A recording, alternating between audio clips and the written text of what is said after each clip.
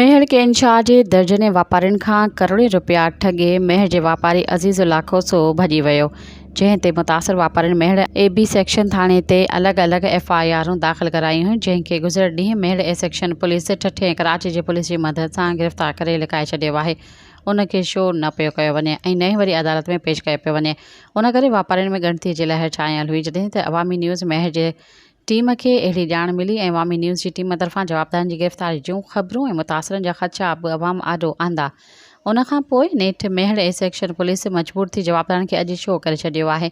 इन मौक़े ते मुतासिरनि ज़ाहिद हुसैन खोसो, मोहम्मद अली खोसो, बख्शल ख़ान खोसो ऐं ॿियनि तरफ़ां DSP Mehar SHO A section Mehar Ayub नाइट ऐं ॿियनि वॾे मुंशी A सेक्शन शफ़ीक नारजो खे नोटनि ऐं गुलनि जा हार पाराया।